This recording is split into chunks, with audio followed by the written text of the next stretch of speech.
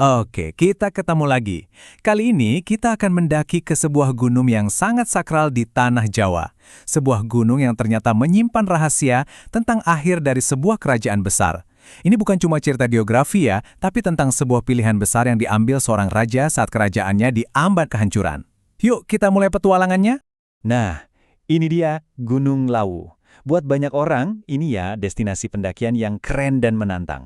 Tapi coba deh perhatikan kabut tebal yang sering banget menyelimuti puncaknya. Buat masyarakat sekitar, kabut itu bukan cuma cuaca loh. Itu tuh kayak selubung gaib yang menjaga kesakralan dan semua misteri yang ada di sana. Sejarahnya kerasa deket banget. Jadi pertanyaannya sekarang, kenapa gunung ini begitu istimewa? Apa sih yang bikin dia lebih dari sekedar puncak buat ditaklukkan para pendaki? Rahasia apa yang sebenarnya tersembunyi di balik lereng-lerengnya yang sunyi? Nah, itulah yang mau kita bongkar bareng-bareng. Untuk ngertiin cerita Lawu, kita harus flashback dulu nih. Mundur ke akhir abad ke-15, waktu itu Kerajaan Majapahit, salah satu kerajaan terbesar yang pernah ada di Nusantara, lagi di ujung tanduk. Kekuasaannya udah mulai goyah dan perpecahan ada di mana-mana. Di tengah-tengah krisis ini, ada raja terakhirnya, Prabu Brawijaya V. Dan dia dihadapkan pada sebuah pilihan yang, wah mustahil banget.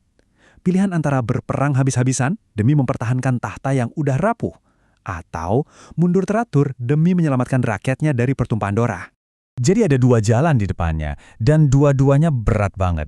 Di satu sisi, perang, darah, dan kehancuran demi mempertahankan kekuasaan. Di sisi lain, mengundurkan diri dalam diam demi menjaga kedamaian negerinya. Kalau kalian jadi dia, kira-kira bakal pilih yang mana? Nah, menurut legenda, sang raja memilih jalan yang kedua. Dia nggak memilih pedang, tapi dia memilih jalan setapak menuju keheningan. Dan tujuannya itu bukan sembarang tempat. Dia memilih Gunung Lawu sebagai lokasi perjalanan terakhirnya.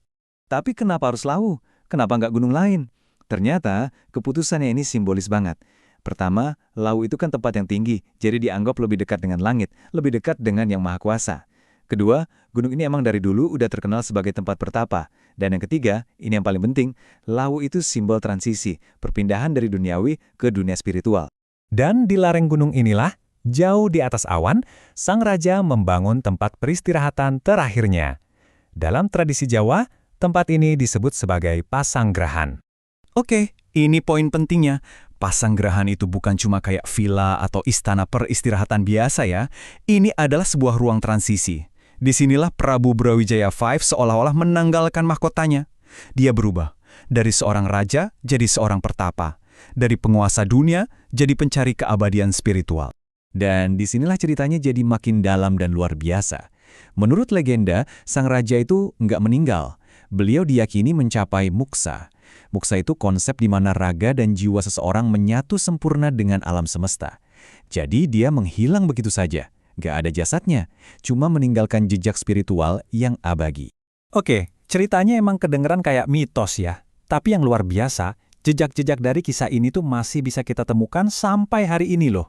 Baik itu jejak fisik yang bisa dilihat, maupun jejak spiritual yang bisa dirasakan. Bukti fisiknya, coba aja lihat. Lereng Gunung Lawu itu dipenuhi peninggalan-peninggalan misterius. Ada Candi Ceto, ada Candi Sukuh, yang arsitekturnya tuh beda banget dari candi-candi lain di Jawa.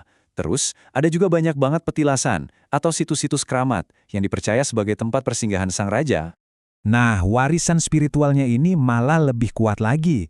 Sampai detik ini, para pendaki yang ke Gunung Lawu tuh selalu diingetin buat jaga sikap.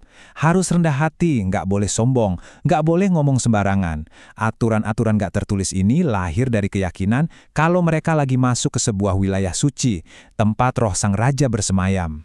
Jadi, setelah tahu semua ini, apa sih makna sebenarnya dari pilihan Prabu Brawijaya V? Kisah ini tuh bukan cuma tentang jatuhnya sebuah kerajaan, tapi ada pesan filosofis yang dalam banget di baliknya. Legenda ini ngajarin kita beberapa hal penting. Pertama, kekuasaan itu nggak ada yang abadi. Kerajaan sehebat Majapahit aja bisa runtuh kan?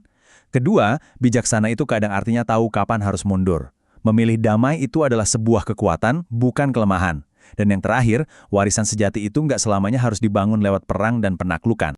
Dan inilah inti dari warisannya. Prabu Brawijaya V itu diingat bukan karena pertempuran-pertempuran yang dia menangkan, tapi justru karena satu peperangan besar yang dia pilih untuk tidak dia lakukan. Sebuah keputusan yang mungkin udah menyelamatkan tanah Jawa dari kehancuran yang jauh lebih parah. Sebagai penutup, saya mau tinggalkan kalian dengan satu pertanyaan buat direnungkan. Warisan mana sih yang sebetulnya lebih agung? Sebuah kerajaan yang dimenangkan dengan kekerasan? Atau sebuah negeri yang diselamatkan dengan kerelaan untuk melepaskan? Jawabannya, mungkin memang sengaja tersembunyi di balik kabut tebal Gunung Lawu.